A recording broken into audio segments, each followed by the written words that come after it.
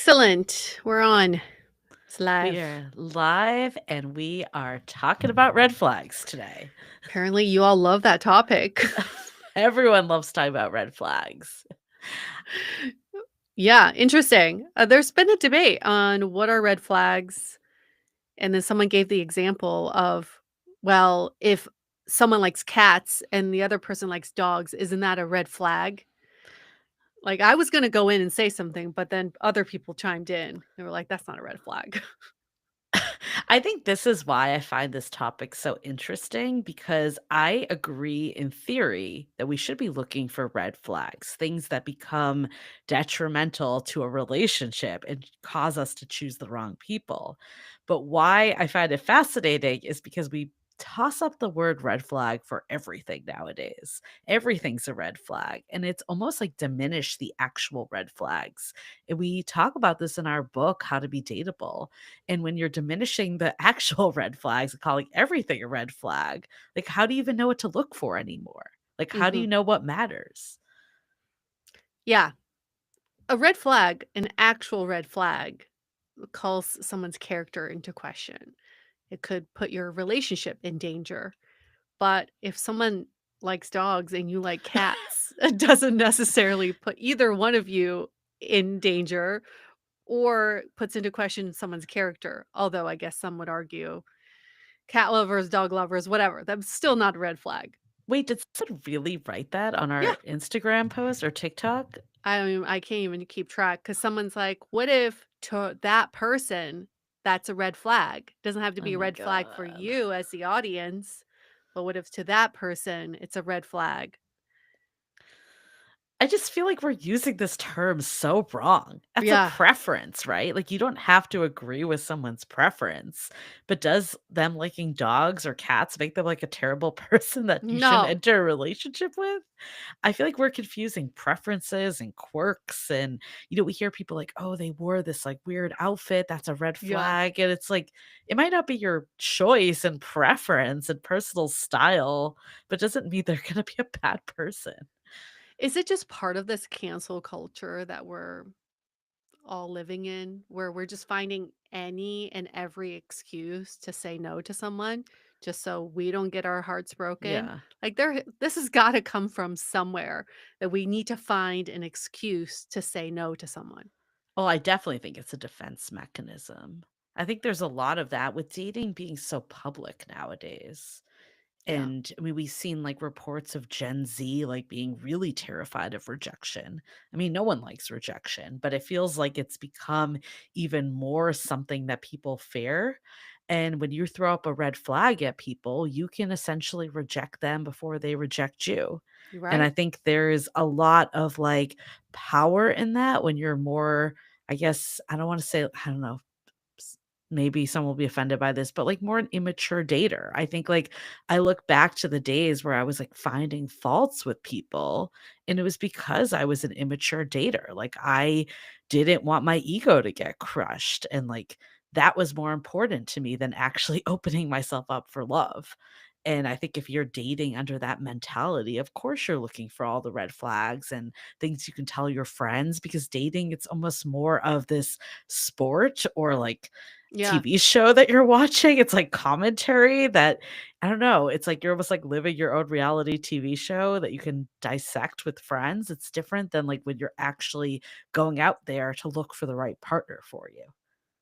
Yeah. It's this pageant mentality. We think we are the judges and we think we can be judgmental and pick people apart, especially people we don't know very well.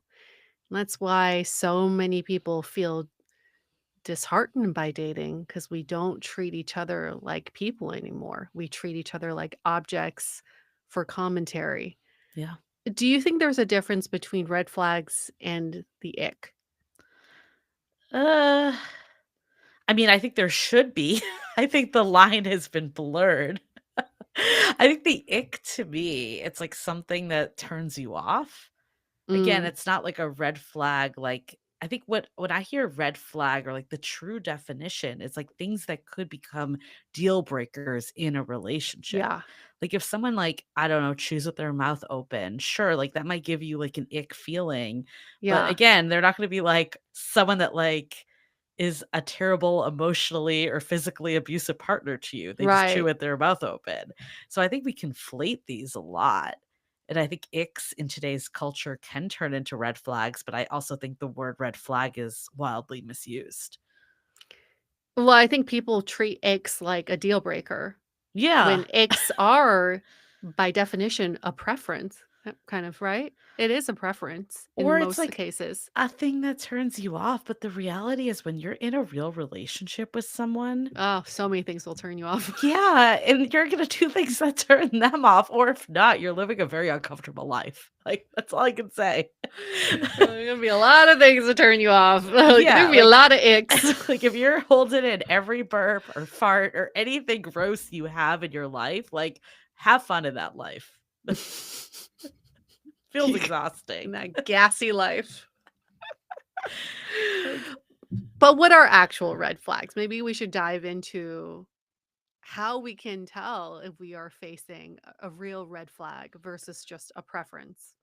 I think it's important because we don't want to diminish red flags because actually, I think when we are in the culture we're in today, it's what we call in our book the settling paradox that we Mhm. refuse to settle for certain attributes, but then we settle for like bad behavior. Like Yeah. we won't date someone that's not over 6 feet or, whatever other traits or characteristics we think are like the must haves. But like, if they don't want to like be in a committed relationship or they only hit us up at like 2 AM, cool, like, no big deal. Yeah. That's, like, the problem with red flags too. It's like when we are actually overlooking, like, actual, like, abusive behaviors and controlling behaviors, that to me is extremely problematic, and when we're so focused on these, like, little trivial things. Well, only texting you at 2 a.m. is a red flag. We can Yes, start with that should that be the one. red flag, but, like, no one calls that out as a red No. flag, which is No. crazy. Yeah. No, that's an actual red flag. I think just any sort of like deprioritization of Yeah. you in the relationship, that's a red flag. But I wouldn't even say that's an extreme red flag because maybe that's an opportunity for conversation. Maybe there's a miscommunication or you haven't communicated your needs. That's not But even a isn't deal that breaker red flag. Isn't that all of it though? A red flag is like a prelude to a deal breaker. It's like something you Mm, notice and you're like, this doesn't feel right. yeah. This could be a deal breaker, or we could have a conversation to clear it up. So Yeah. to me, that is what the actual definition is. Like I'm seeing something that feels off. Let me Yeah. explore it. And yeah, when someone is only hitting you up and not really like acting like they want to be in a relationship, I actually put on my list in prep for this. You and I both made a list of the top. I don't know. I picked 5. I don't know if you did too, but Same. okay, 5 is always a round even number of like the ones like Well, if we not were even, but not even, but it's like the number you go to. I always feel like when I think of like the top whatever, it's always 5 or anyways, Mhm. we reflected back into our own experiences, into experiences that we've heard on this podcast, everything we've learned in the last 10 years of doing Dateable, and like, what are the biggest red flags to us? And one I put on my list was actually in this camp of they say they don't want to be in a relationship Yeah. because Wow. it's That's a red amazing flag. how overlooked that can be when it's so blatant. And I think, like, yeah, I'd say this one is debatable that it could just be a deal breaker as well. Maybe you have that conversation of like, what does this mean? And if they're like, yeah, I really don't want to be in a relationship, then to me, that's a deal breaker. But them like going around and only giving you like that minimum effort and actually even Mhm. saying what they like, a lot of times people are actually quite honest about what they want, especially if they don't want a relationship, because it almost like wipes their hands clean. Like they're like, well, I told you I didn't want a relationship. But sometimes we make the excuse that they're being vulnerable and honest by telling us they don't wanna be in a relationship. It's their cry for help. They're looking to change. Did you hear all that? Or we can change them. I That's fell into our this for a while. project. We have I mean this yeah. translator that's like, "No, that's not a red flag. That's just a challenge for me." Yeah, I mean, it sounds so dumb saying it out loud, like, someone tells you they don't wanna be in a relationship, Yeah, yet you continue to pursue them, but I did this for years. right. Well, because they're not just saying, "I don't No, wanna no, be in a relationship with you." they're They're also still giving it being yeah, yeah, affectionate, they're calling you at 2 right. AM. Or even not even always at 2 a.m., like, sometimes they're actually doing, like, relationship-like Breadcrumbing things, behavior, yeah. but they're still have that wall up that they're like, "I don't wanna actually be in something real with you." Yeah. Nope. But it's a red flag because 'cause they're Yeah. they're telling you exactly what they're feeling, which is they don't wanna be in a relationship with you.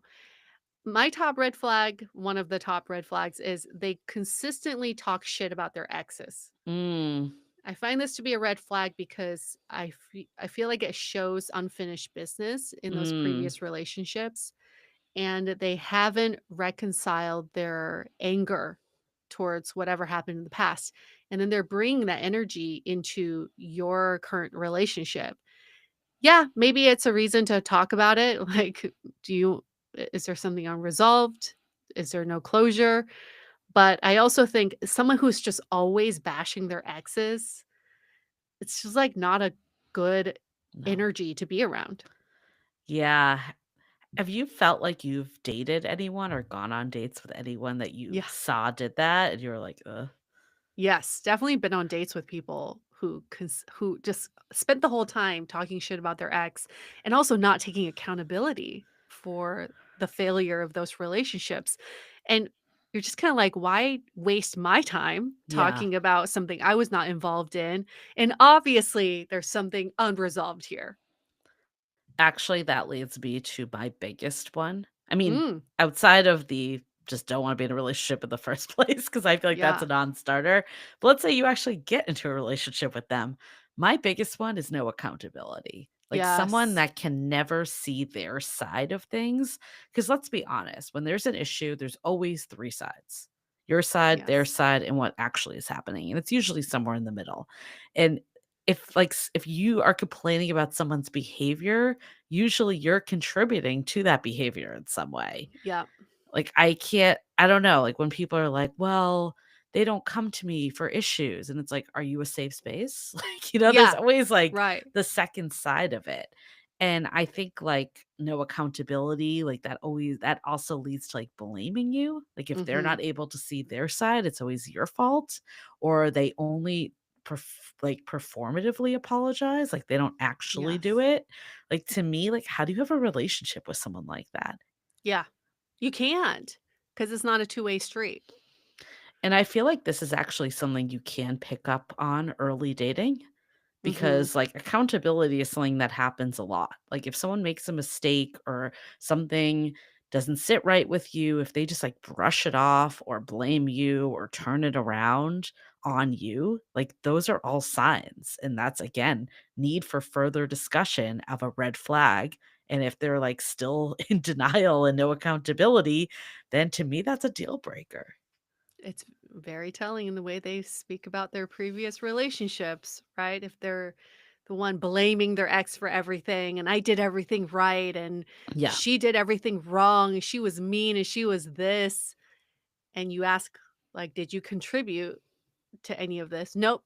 Nope. It was all her. Then you know, like, It's okay, never all you one lack account. person. There's no way No. all the fault is on one person ever. Yeah. My next one is they don't have any close friends. I Mm. think that's a red flag because they don't know how to maintain and develop relationships, not just Yeah. romantic ones. And also, sometimes I find don't have close friendships because they don't want to be seen in that way. They don't want to let themselves be fully authentic. They don't want other people to see their vulnerability. The only one I guess the only caveat I'll throw on this one, and again, red flag doesn't mean it's a deal breaker, it's a reason to explore. Mhm. I do think, like, there's a lot of studies that men, like, just do not have the same level of friendship as women do. Yeah. And then, like, I don't know, especially when you're get older and people are in different life stages, sometimes it's hard to stay close to friends. Like we hear this for a lot from men and women. So I just wouldn't want someone that's listening to be like, well, I don't really have close friends right this minute. Like, am I a red flag? Like I see like the point you're making with it. I just want to like call out the other side of it too, that like sometimes circumstantially it doesn't always lend itself. Again, red flag doesn't mean deal breaker. Totally. I agree with that, but I also don't believe in circumstantially.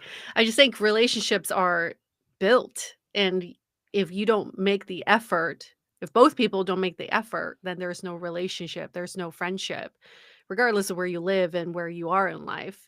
And I think when people kind of give up on the platonic relationships in their life, I don't see how they can put in effort into a romantic relationship, or they may only count on the romantic relationship to fulfill all that they want in their life. So I still think it's a red flag in that I would be curious, why do you not have any close friends? And have you tried? Like, have you tried maintaining some friendships?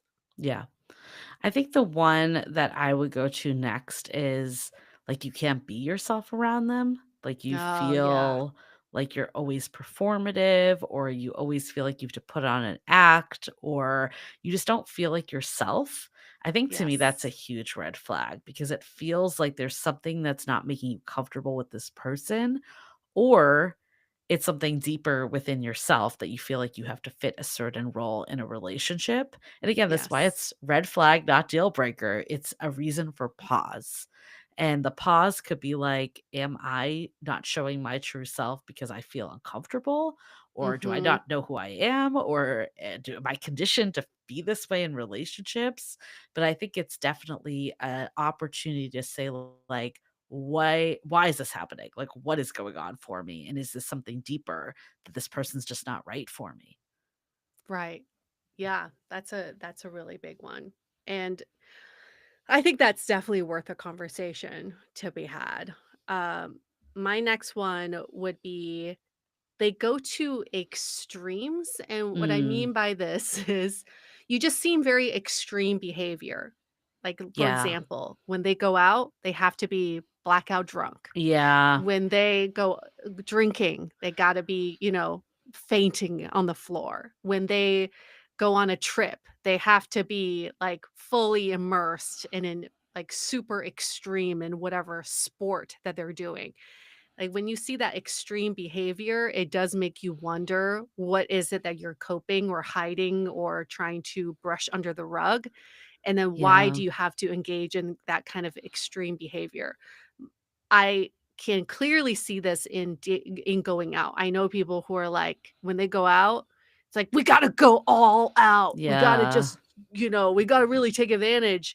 And I just question, like, "Why? Why, dude? Like, why do you have to go that extreme?" Well, I think that impulsive behavior too, there's a couple other Yeah, things I think of like substance abuse in general. And then also, I think sometimes like cheating happens when people are in extremes. right. So I do think I agree with you. I think the impulsive or like love bombing, like at the beginning, it's all Yes. hot and they don't even know you, and then pull away and it's cold, like any roller coaster of feelings and emotions and like on again, off again situations, like all of that is huge red flag. But I think, Yes. like, this is a good one to really step into of, like, why are things so extreme highs and lows? And Yeah. is there something deeper here? Yeah. Okay, my last one is that it tends to be one-sided. And Mhm. I think this could mean a lot of different things. Like, one-sided could be you're always the one making plans. Mhm. You feel like, for instance, like, the emotional labor is only on one side too. Like, let's say, like, they constantly need emotional reassurance, Mhm. but, like, they don't actually ever reassure you in any way, or, like, Mhm. whatever that is. Like, I think if you're always talking about, like, someone's job and their life and how terrible things are, and then they're, like, never making space for your challenges, that Mhm. to me is one-sided. It's like they want the benefits of having a support system without being a support system. Yes. Yes, and then you feel like it's harder to get out of something like that because you put in so much effort and time into Yeah. it. trying to nourish that relationship, but you don't get the reciprocity back. So Yeah. yeah, then it's harder for you to pull out of something like that. And I Yeah. think this one could be very apparent on early dates too. Like, if you're in a one like, let's say on an early date, it's like one-sided convos and they only wanna talk about themselves. I think, yeah, again, red flag, need for Yeah. pause. It could just be first date nerves. It doesn't mean that they're gonna be a terrible partner, but it's something to consider. Like, if the first date nerves pass and you go on that second date and it's the same stuff over and over again, and you can barely get in a word or the convo always turns into their stuff, that to me shows it's one-sided. Yeah, definitely. What about you all watching right now live? What are your red flags? Curious, just type them into the chat before I reveal my last one. I'm actually debating on my last one because there's a few more that I can I think mean, of. there's so many, but There are so many. One that I can think of is they constantly play the victim. Mm, That victim mentality. You can hear it in the way they talk about their past traumas and relationships and experiences. And they were the one that was being taken advantage of. They were the one that was abused. They were the one that was hurt. They were the one that was traumatized. And I'm not diminishing any of those experiences, but the way someone tells their narrative is so telling of where they are in their mm, in their life and maturity level. If someone's like, "All the shit happened to me, it was bad, but this is what I've taken away from it, and this is what I'm how I'm thriving because of it," that's a different narrative than, "Woe is me, everything bad always happens to me. Why is life so unfair to me?" yeah, Because in a relationship, that's gonna translate into, "Oh, I'm the victim though," or "I'm the one with the problems. I'm the one that needs a little bit more nurturing. You don't need me. I need you more than you need me." And then it becomes like what you were saying, Julie, it's like that one-sided relationship. yeah. No, definitely. I think the victim mentality, it's hard because I think sometimes that could be like the trauma bond on the first date, and you might Yes. actually feel close to this person, like they're Yes. revealing a lot. But I think a lot of times people that do reveal a lot of victimhood on like early dating, they just are looking for like a therapist. Like Yeah. you don't want to turn into the therapy session on your date. No. So, yeah, and that will be No. your relationship basically. You will be the therapist in your relationship. No. And you don't wanna be the therapist. That's the therapist's job Right. to be the No. therapist. Definitely not. And I get, like, there's a difference, I think, too, of someone that shares something of their past. One, they share it when the trust is earned. They're not Mhm. doing it on a first date when they don't know you at all. But when they do it, they're framing it in "I've learned this," or "I've" Yes. come back this way, and like it shows more of that hero's journey. It doesn't mean that everything needs to be resolved and they no one's 100%.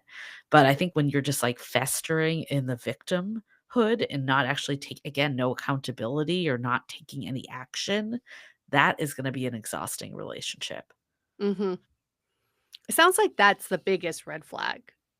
That is truly is a deal breaker in my mind when it is a one-sided conversation with someone who is not taking accountability, who thinks they're the victim.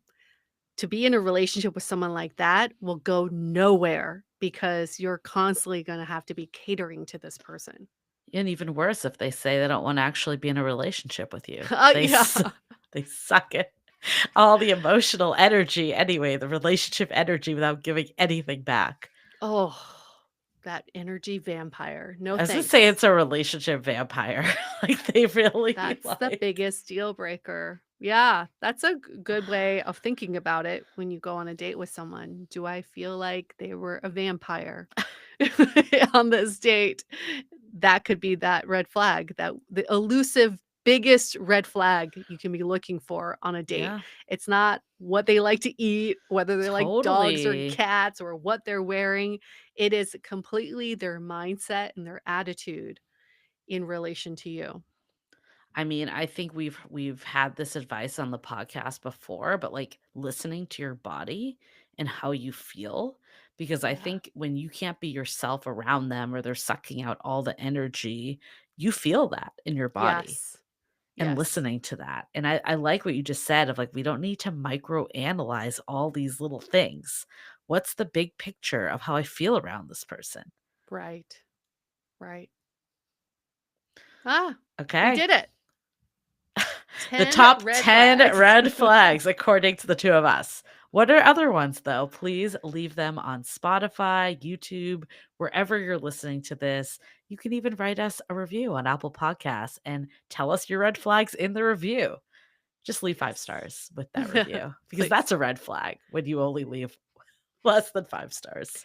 The biggest red flag is when you leave less than 5 stars and you write this glowing review. Yes! It's very confusing. It's very confusing. It's like 3 stars. Love these girls. Yeah. Love this podcast. They're so good. They helped me get through a breakup. You're like, "Why? Why did We've you gotten deduct that the 2 before. We've stars?" gotten that a lot of That is such a times. red flag. But we mostly get 5 stars. So all the Yes. people Right. giving 5 stars, you are not a Thank red you. flag, you are green flags all around. Yes.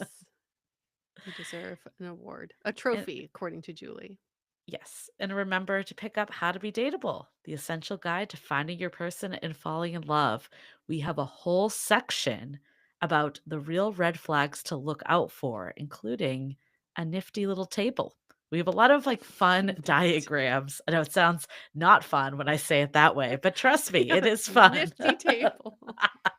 We have charts and tables That and is how my high school math teacher tried to get us to do math. There's a nifty table on page 32. oh, I know. When I said that, I was like, this does not sound fun at It's all. But it fine. is. Trust To us. someone It's out there, it fun. sounded It's fun. fun. If you thought it was fun, we see you. We get you. Yeah, we get you. We get you. All right, we'll be back for another live, but in the meantime, send us your red flags, send us your questions, send us your love. Okay. We'll see you next week. Bye.